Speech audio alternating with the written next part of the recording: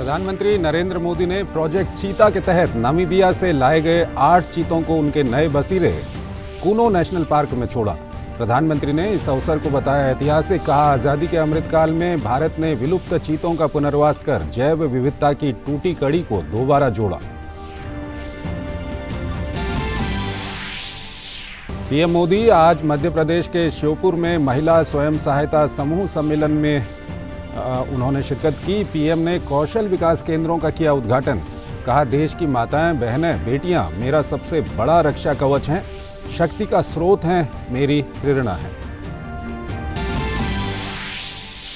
केंद्रीय गृह मंत्री अमित शाह हैदराबाद के दौरे पर। हैदराबाद मुक्ति दिवस पर आयोजित कार्यक्रम में हुए शामिल। सरकार ने आज से 17 सितंबर 2023 तक चलने वाले हैदराबाद मुक्ति दिवस के साल भर लंबे स्मृति उत्सव को दी है मंजूरी।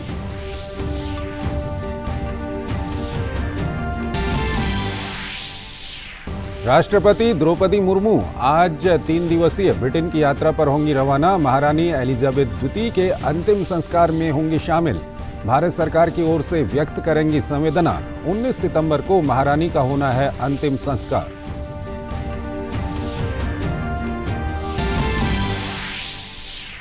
आज प्रधानमंत्री नरेंद्र मोदी के जन्मदिन पर बीजेपी ने शुरू किया सेवा पखवाड़ा। 17 सितंबर से 2 अक्टूबर तक देश भर में 3 चरणों में होंगे कई आयोजन। लगाए जाएंगे 10 लाख पीपल के पेड़। स्वच्छता, रक्तदान, मुफ्त चेकअप और सेवा से जुड़े कई कार्यक्रमों का होगा आयोजन। नमस्कार, डीडी न्यूज में आपका स्वागत है। मैं हूं चंद्रशेखर जोशी और आइए अब खबरें देखते हैं विस्तार से। 70 साल बाद भारत में चीते के कदम पड़े हैं। साल 1952 में भारत में चीतों को विलुप्त घोषित कर दिया गया था, जबकि साल 1947 में आखिरी बार भारत में चीता देखा गया था। प्रधानमंत्री ने कूनो राष्ट्रीय उद्यान में चीतों के पुनर्वास का शुभारंभ किया।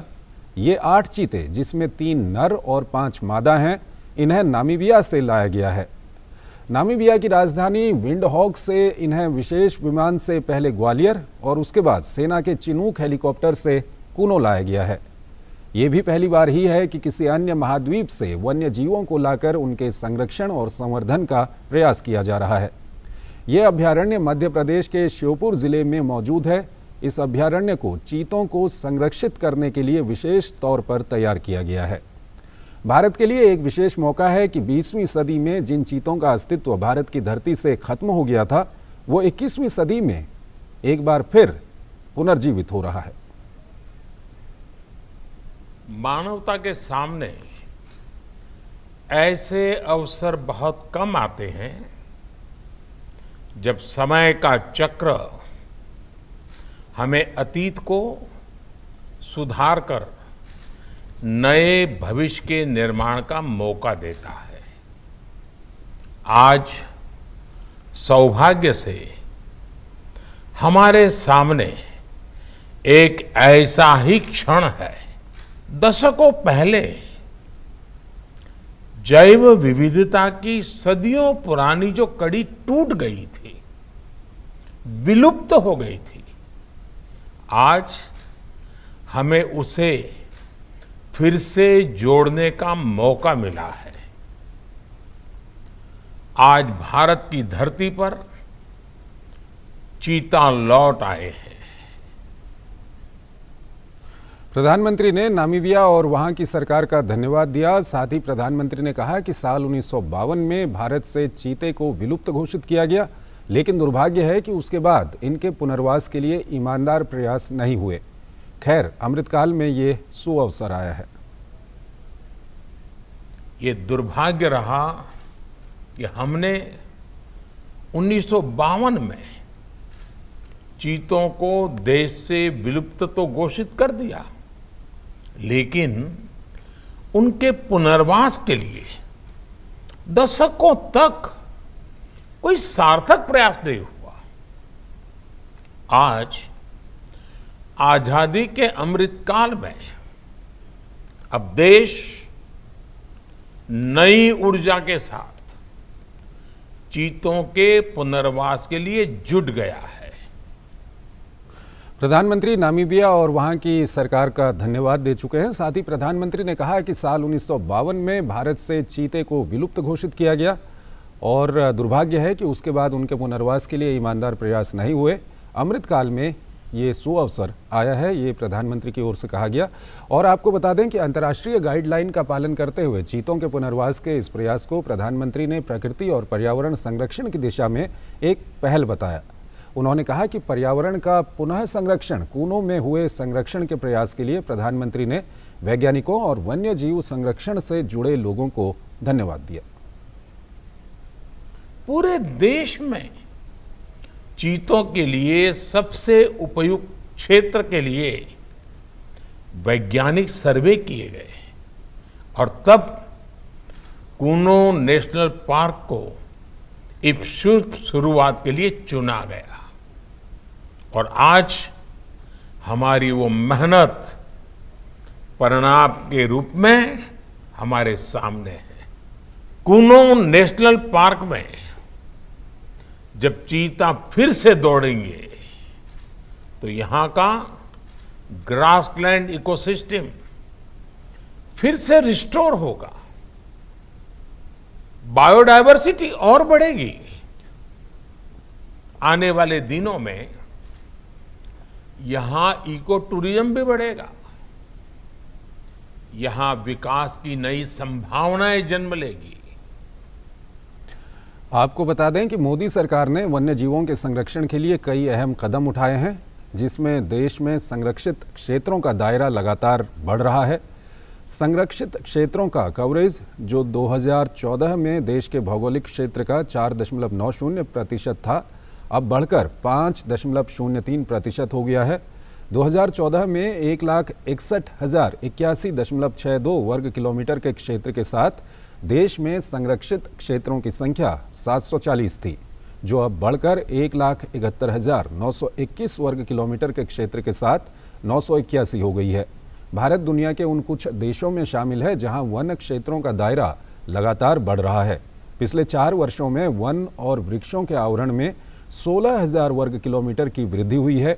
भारत 52 बाघ अभयारण्यों का घर है, जिसके तहत 18 राज्यों में तकरीबन 75,000 वर्ग किलोमीटर का क्षेत्र कवर होता है। वैश्विक स्तर पर बाघों की आबादी का लगभग 75% हिस्सा भारत में है। भारत ने 2022 के तय वर्ष से 4 साल पहले 2018 में ही बाघों की संख्या को दोगुना करने का लक्ष्य हासिल कर लिया। भारत में बाघों की संख्या 2014 में 2,226 थी, जो 2018 में बढ़कर 2,967 हो गई है।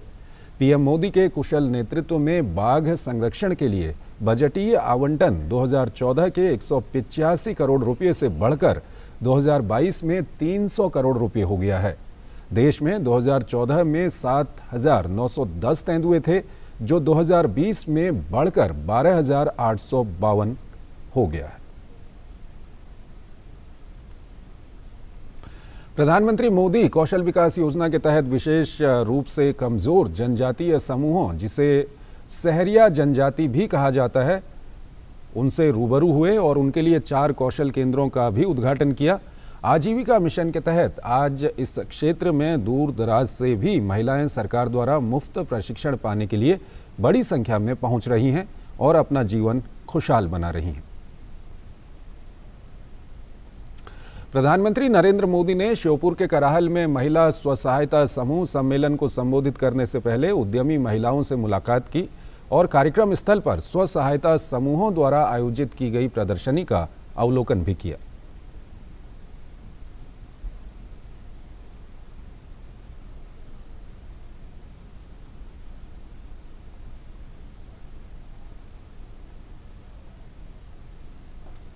प्रधानमंत्री मोदी ने कहा कि मेरे जन्मदिवस पर स्वसहायता समूह के कार्यक्रम का ये दृश्य देख मेरी मां बहुत खुश होंगी। उन्होंने देश की माताओं बहनों को अपना सुरक्षा कवच बताया। ये दृश्य आज मेरी मां जब देखेगी उसको जरूर संतोष होगा कि भले बेटा आज उसके पास तो नहीं गया, लेकिन लाखों माताओं ने मुझे आशीर्वाद दिया है। मेरी मां को आज ज्यादा प्रसन्नता होगी। अब इतनी बड़ी तादाद में माताएं, बहनें, बेटियां, ये आपका आशीर्वाद हम सबके लिए बहुत बड़ी ताकत है, एक बहुत बड़ी ऊर्जा है, मोटिवेशन है। और मेरे लिए तो देश की माताएं, बहनें, देश की बेटियां, वो मेरा सबसे बड़ा रक्षा कवच है। पिछली शताब्दी के भारत और इस शताब्दी के नए भारत में एक बहुत बड़ा अंतर हमारी नारी शक्ति के प्रतिनिधित्व के रूप में आया है। आज के नए भारत में पंचायत भवन से लेकर राष्ट्रपति भवन तक नारी शक्ति का परचम लहरा रहा है। आज के नए भारत में पंचायत भवन से लेकर राष्ट्रपति भवन तक नारी शक्ति का परचम लहरा रहा है। मुझे बताया गया है कि यहां श्योपुर जिले में एक मेरी आदिवासी बहन जिला पंचायत के अध्यक्ष के रूप में काम कर रही है।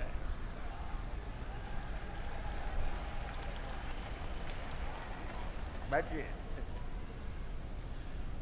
हाल ही में संपन्न हुए पंचायत चुनावों में पूरे मध्य प्रदेश में लगभग 17,000 बहनें जनप्रतिनिधि के रूप में चुनी गई है।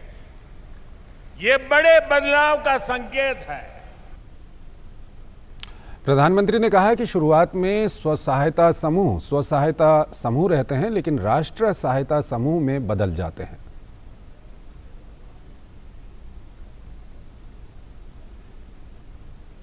जब आपके कार्य की शुरुआत होती है, एक एक डग रख करके काम शुरू करते हैं, कुछ पैसे इधर से कुछ पैसे इधर से इकट्ठा करके कोशिश करते हैं, तब तक तो आप स्वयं सहायता समूह है। लेकिन मैं देखता हूं आपके पुरुषार्थ के कारण, आपके संकल्प के कारण, देखते ही देखते ये स्वयं सहायता समूह राष्ट्र सहायता समूह बन जाते हैं। पिछले 8 वर्षों में स्वयं सहायता समूहों को सशक्त बनाने में हमने हर प्रकार से मदद की है, ये प्रधानमंत्री ने कहा। उन्होंने कहा कि आज पूरे देश में 8 करोड़ से अधिक बहनें इस अभियान से जुड़ी हुई हैं। आज पूरे देश में 8 करोड़ से अधिक बहनें, 8 करोड़ से भी अधिक बहनें इस अभियान से जुड़ चुकी है। मतलब एक प्रकार से 8 करोड़ परिवार इस काम में जुड़े हुए हैं। हमारा लक्ष्य है कि हर ग्रामीण परिवार से कम एक महिला, एक बहन हो, बेटी हो, मां हो, इस अभियान से जुड़े। यहां मध्य प्रदेश की भी 40 लाख से अधिक बहनें स्वयं सहायता समूहों से जुड़ी है। राष्ट्रीय आजीविका मिशन के तहत 2014 से पहले के 5 वर्षों में जितनी मदद दी गई, बीते 7 साल में उसमें लगभग 13 गुना बढ़ोतरी हुई है। इस अवसर पर प्रधानमंत्री ने देशवासियों को विश्वकर्मा पूजा की भी शुभकामनाएं दी। आज विश्वकर्मा पूजा भी हो रही है। विश्वकर्मा जयंती पर स्वयं सहायता समूहों का इतना बड़ा सम्मेलन अपने आप में एक बहुत बड़ी विशेषता के रूप में मैं देखता हूं। मैं आप सभी को, सभी देशवासियों को विश्वकर्मा पूजा की भी अनेक अनेक शुभकामनाएं देता हूं। प्रधानमंत्री नरेंद्र मोदी आज नई दिल्ली के विज्ञान भवन में राष्ट्रीय लॉजिस्टिक्स नीति का शुभारंभ करेंगे। 2014 के बाद से सरकार ने कारोबार में आसानी और जीवन यापन में आसानी दोनों को बेहतर बनाने पर काफ़ी जोर दिया है। राष्ट्रीय लॉजिस्टिक्स नीति संपूर्ण लॉजिस्टिक्स इकोसिस्टम के विकास के लिए एक व्यापक अंतरक्षेत्रीय और बहुक्षेत्राधिकार फ्रेमवर्क को निर्धारित करके उच्च लागत और दक्षता में कमी से जुड़े मुद्दों का हल निकालने का व्यापक प्रयास है, जो इस दिशा में उठाया जाने वाला एक और कदम है। ये नीति भारतीय वस्तुओं की प्रतिस्पर्धा में सुधार, आर्थिक विकास को बढ़ाने और रोजगार के अवसरों में वृद्धि करने का एक प्रयास है। प्रधानमंत्री का विजन है समग्र योजना निर्माण और कार्यान्वयन में सभी हितधारकों के एकीकरण के माध्यम से विश्व स्तरीय आधुनिक अवसंरचना का विकास करना, ताकि परियोजना के निष्पादन में दक्षता और तालमेल हासिल किया जा सके। राष्ट्रीय लॉजिस्टिक्स नीति के शुभारंभ के साथ पीएम गतिशक्ति को और बढ़ावा और पूरक समर्थन प्राप्त होगा। एक छोटा सा ब्रेक लेते हैं। Power Grid, a Maharatna PSU of Government of India, largest transmission utility of country, embarked on one such remarkable journey to establish one nation, one grid, one frequency, culminating into one electricity market. Power Grid, transmitting power, transforming lives.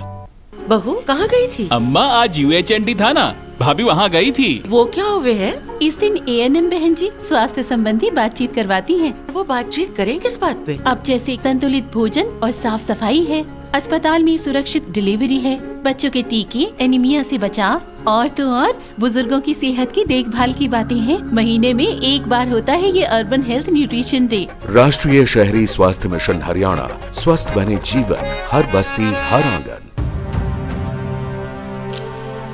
Bharat की polio से जीत की कहानी बड़े बड़े शब्दों में लिखी जाएगी, पर इस जीती हुई लड़ाई को कायम रखने के लिए हमें अपने प्रयासों को जारी रखना होगा, जब तक दुनिया से पोलियो का खतरा पूर्ण रूप से टल न जाए। खतरा है बरकरार, इसीलिए पोलियो की खुराक पिलाना है हर बार। 2 बूंद हर बार, पोलियो पर जीत रहे बरकरार। स्वागत है आपका ब्रेक के बाद। केंद्रीय गृह मंत्री अमित शाह ने हैदराबाद के परेड ग्राउंड में हैदराबाद मुक्ति दिवस समारोह में भाग लिया।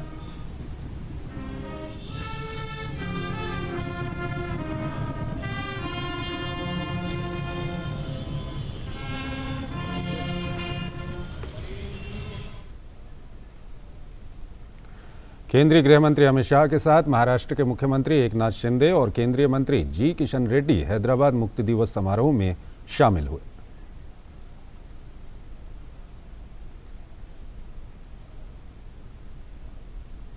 और जैसा कि हमने आपको बताया कि आज हैदराबाद मुक्ति दिवस है। आज ही के दिन 75 वर्ष से पहले हैदराबाद को निजाम के क्रूर शासन से मुक्त कराकर भारत संघ में विलय कराया गया था। इस मौके पर केंद्रीय गृह मंत्री अमित शाह ने हैदराबाद के परेड ग्राउंड में मुख्य समारोह में हिस्सा लिया।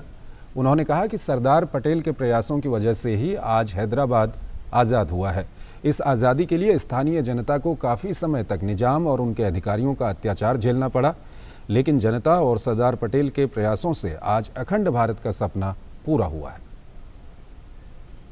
13 महीने तक निजाम के रजाकारों की असहनीय यातनाओं को ये पूरा क्षेत्र सहन करता रहा, अन्यायों को सहन करता रहा, अत्याचारों को सहन करता रहा। उसके बाद जब सरदार पटेल ने पुलिस एक्शन लिया, तब जाकर ये हमारा तेलंगाना स्वतंत्र हुआ था। सरदार पटेल ने ढेर सारी कठिनाइयों के बावजूद लिया था, क्योंकि वो जानते थे जब तक निजाम के रजाकारों को परास्त नहीं करते, हैदराबाद स्टेट को आजाद नहीं करते, अखंड भारत का स्वप्न पूरा नहीं हो सकता। और बुलेटिन में यहाँ पर एक छोटा सा ब्रेक लेते हैं। बहू कहाँ गई थी? अम्मा आज UHND था ना, भाभी वहाँ गई थी। वो क्या हुए है? इस दिन ANM बहन जी स्वास्थ्य संबंधी बातचीत करवाती हैं। वो बातचीत करें किस बात पे? अब जैसे संतुलित भोजन और साफ सफाई है, अस्पताल में सुरक्षित डिलीवरी है, बच्चों के टीके, एनीमिया से बचाव और तो और बुजुर्गों की सेहत की देखभाल की बातें हैं। महीने में एक बार होता है ये अर्बन हेल्थ न्यूट्रिशन डे। राष्ट्रीय शहरी स्वास्थ्य मिशन हरियाणा, स्वस्थ बने जीवन, हर बस्ती हर आंगन।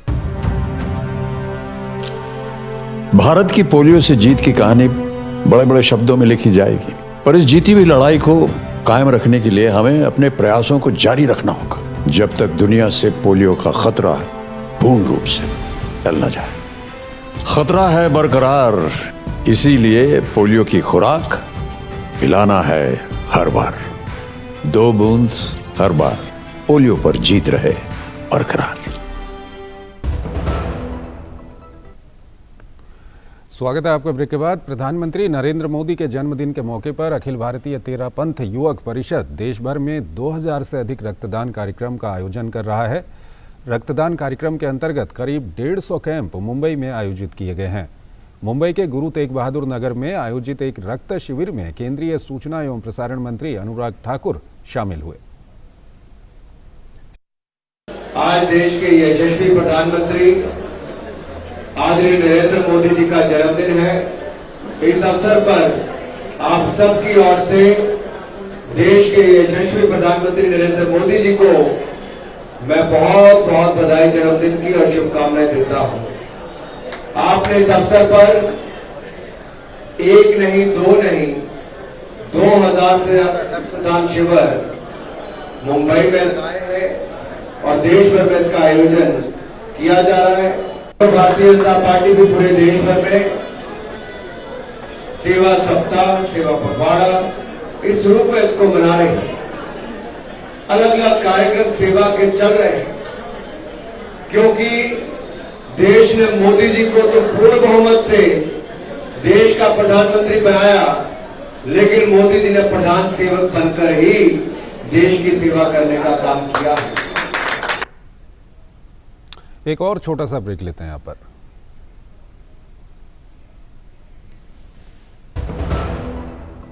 Under the visionary leadership of Honorable Prime Minister Shri Narendra Modi, Ayush is scaling newer heights. Current situation presents a right time for Ayurveda and traditional medicines to become even more popular globally. Ayush-based herbal products are being exported as medicine and food supplements in more than 100 countries. Ayush-related training and courses are easily available in more than 20 nations. Ayush is recognized in 16 countries. The Ministry of Ayush has demonstrated its commitment to effectively fight COVID-19 pandemic. It has issued COVID advisories and guidance, recommended yoga and herbal practice for safety. 8,32,445 Ayush COVID warriors enlisted, taking traditional medicine system to the masses. Committed to health and wellness, Ayush is serving humanity with increasing vigor and efficiency.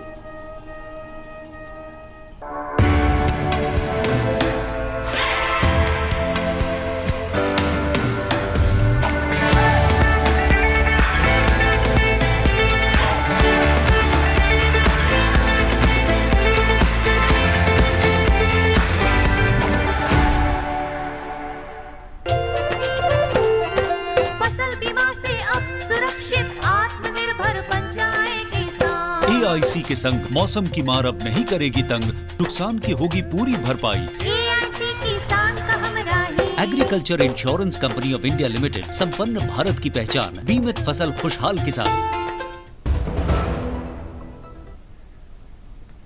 स्वागत है आपका break के बाद। केंद्रीय rail मंत्री अश्विनी वैष्णव ने अनोखे तरीके से प्रधानमंत्री नरेंद्र मोदी को जन्मदिन की बधाई देते हुए हजरत निजामुद्दीन रेलवे स्टेशन पर झाड़ू लगाई।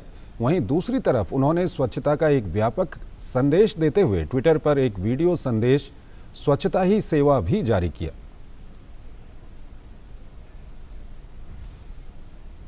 केंद्रीय रेल मंत्री अश्विनी वैष्णव ने उत्तर रेलवे अस्पताल में प्रधानमंत्री नरेंद्र मोदी के जन्मदिन के मौके पर रक्तदान भी किया। तो इस बुलेटिन में फिलहाल इतना ही। आप बने रहिए डीडी न्यूज़ के साथ। नमस्कार।